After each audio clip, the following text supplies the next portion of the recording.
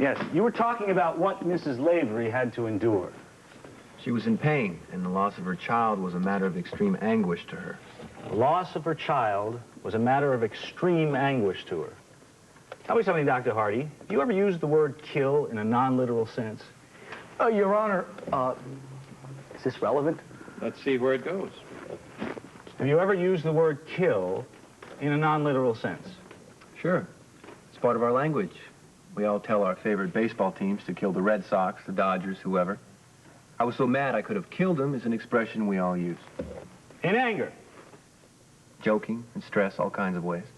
And so, Mrs. Lavery. In my opinion, Mrs. Lavery was venting her pain with an empty verbal threat. Your witness, Counselor.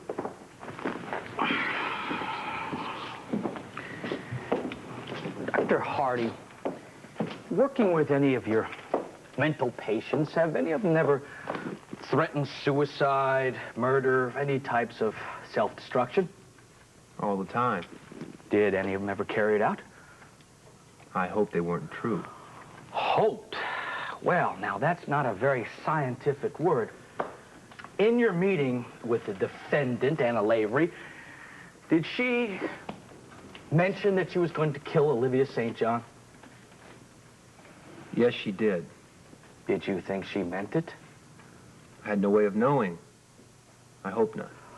Uh-oh, there's that hoped word again. So, the truth is, your opinions are just that. Opinions. Not worth a nickel more than anyone else's. And Anna Lavery threatened to kill Olivia St. John. No further questions. Thank you, Dr. Hardy. You may step down.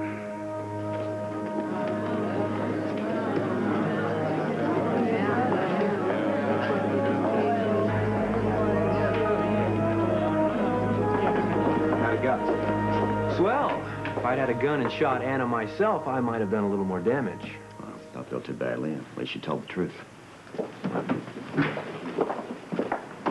Oh, Tom, hi. Listen, I know you're very busy, but I have something I need to tell you. I ran into Louise before I left the hospital, and she asked me to tell you that she needs to speak with you right away about an important matter. Can you Lucy, call I'm her? sorry. I don't have time right now. I have an appointment. It's very important. All right, Tom, wait. Okay, fine, but I do think I need to emphasize how important it is for you to call her. Later.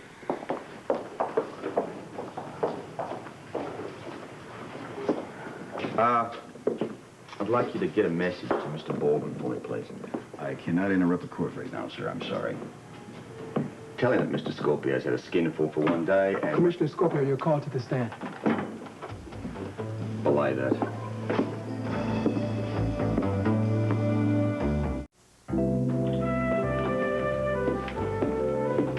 Hi, Amy. I have an appointment with Dr. Quartermain, Alan Quartermain.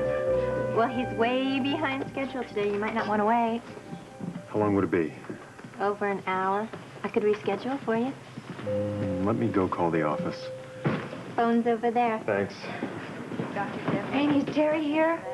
No, not yet. Are you expecting her? Oh, yes. We're supposed to go down to the courthouse to sit in on Anna's trial. I would give anything to get to go there. It's been very painful. Terry, I'm sorry I'm late. Oh, that's okay. Real sorry. Look at me. I had to go into surgery, but it'll only take me a minute to change. Okay. You got it. Oh, hi. Hi. Everything okay? I hardly ever see you at the hospital. Oh, strictly routine, annual checkup sort of thing. Amy, I'll wait for Dr. Quartermain in the lounge whenever he can see me. I'll let you know. Got enough work in my briefcase to keep the office happy for a while. Okay. Nice seeing you, Terry. Nice seeing you. There's Linda again. There's Linda again. Amy, you had a worried look on your face when he said he was just getting a physical. Was anything wrong? Oh, no. No, I don't think so. Not that I know of. I must have been thinking about something else. Dr. Eileen Burke? Okay, can you just tell Bobby that I'll be down in the lobby? Sure.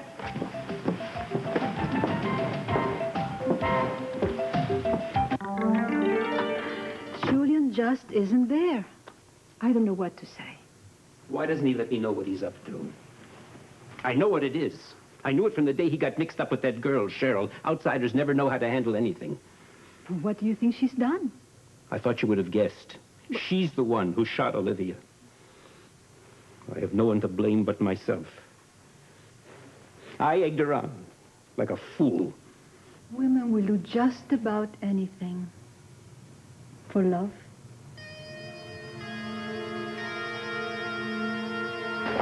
Mr. Scorpio, first of all, the people would like to thank you for taking time out of your busy schedule and testifying. Well, that won't be necessary if we can just get on with it. Of course. Let me take you back to October 31st, party at the Port Charles Hotel. What can you tell me about that? It was a party for, a birthday party for one Victor Jerome. And who is Victor Jerome? Objection, Your Honor. Victor Jerome is not a party in the state's case. The relevance will be evident, Your Honor. We'll grant a little more leeway, but you're the one that wanted to get Mr. Scorpio out of here before lunch, Counselor. What was the last question? And who is Victor Jerome? He's the boss of bosses for the Jerome Organized Crime Family, one of the largest such organizations in the country.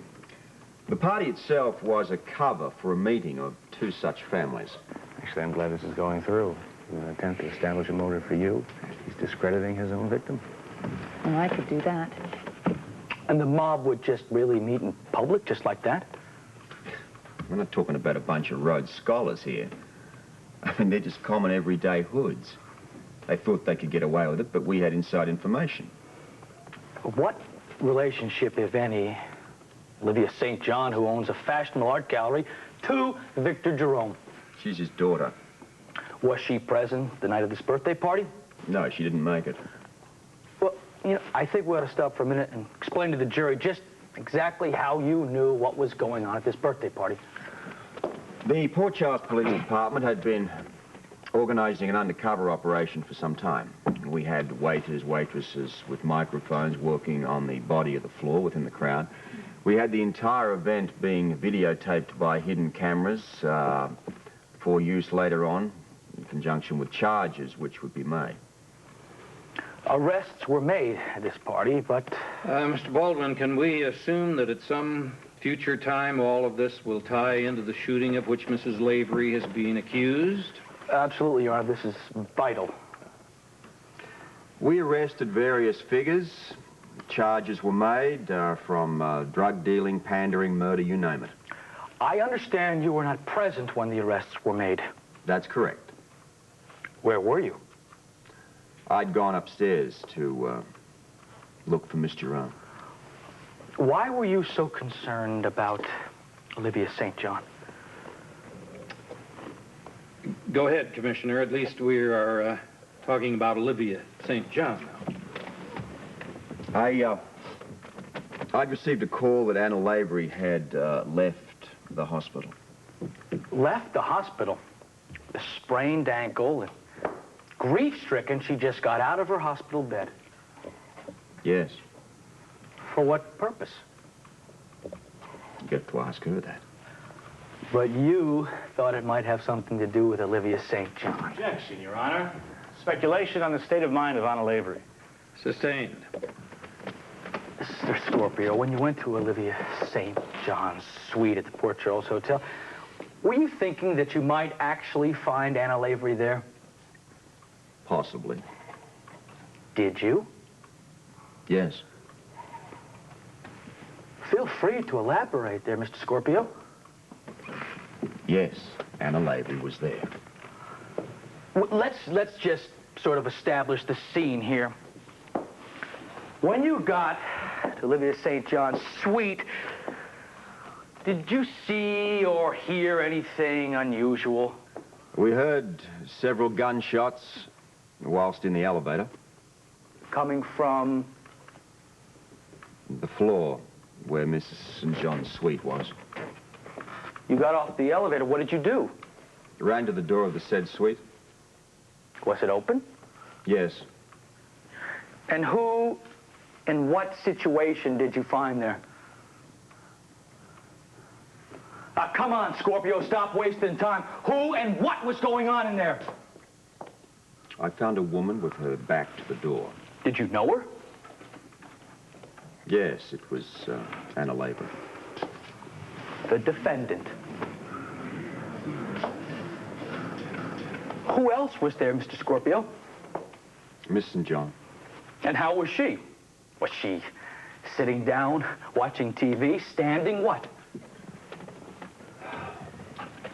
She was lying on the floor with a bullet wound. Did you find any weapons in the room? Yes, one. Let me just get the picture straight here. Anna Lavery, our defendant, was standing over Olivia St. John's bloody body. Now, where was this gun?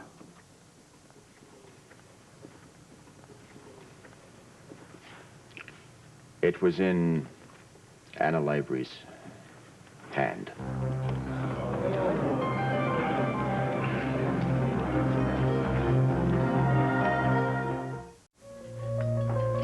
Slow. Right there. See that woman? So dressed. We'll go back to it later. Yeah, we could see a heck of a lot better if you turn the lights down, guy. Good idea.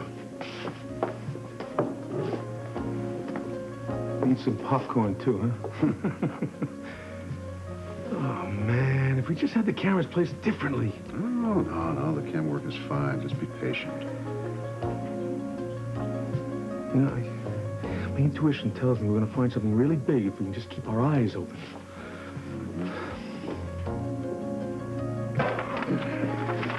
So where did you finally locate the gun that was registered in Anna Lavery's name? In a dresser in her home. So she shot Olivia with a different gun. Objection, Your Honor. It has yet to be proven that Anna Lavery shot anyone. Sustained. Okay, Commissioner, why don't you and I get this gun thing straightened out? Anna Lavery's personal gun was at home, safe and sound. Had it been fired? No. What kind of gun was Anna Lavery holding then? 9mm automatic. Whose was it? No idea. The ID number had been filed off it. This is a common enough practice for hood people like Miss Jerome. That's okay. You don't have to elaborate on that. Your Honor, the witness is answering who owned the other gun. I think this is relevant information. Then you can ask it when you cross-examine Mr. Scorpio. The district attorney has the right to solicit his own information. Well, more important than whose gun it was, the question is who did what with it. Now, did you find any fingerprints on this mysterious gun that Anna Lavery was holding? Yes, I found hers. How many shots were fired? I heard several, but I don't know by whom. Where did the bullets go?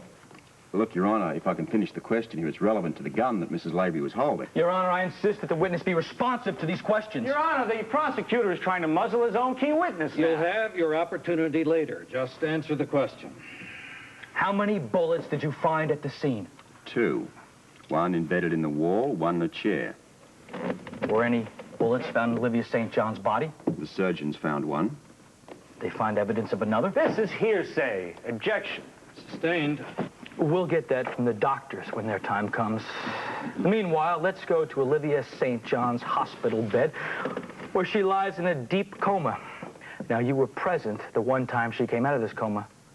I had asked to be called in should she awaken. Did you ask her who shot her? I did. Objection. This, too, is hearsay information, inadmissible. Your Honor, it's the only testimony we have from Olivia St. John because Anna Lavery put her in a coma. This has the same status as a deathbed confession. You're going to have to allow it. Go ahead, Mr. Scorpio. Go on. When you asked Olivia St. John who shot her, what did she tell you? She said that Anna did it. I beg your pardon. I didn't hear you. You were sort of mumbling. I think the jury didn't hear it well. Olivia said that Anna shot her. No further questions. We will have a 15-minute recess before you cross-examine Mr. Meyer. All right.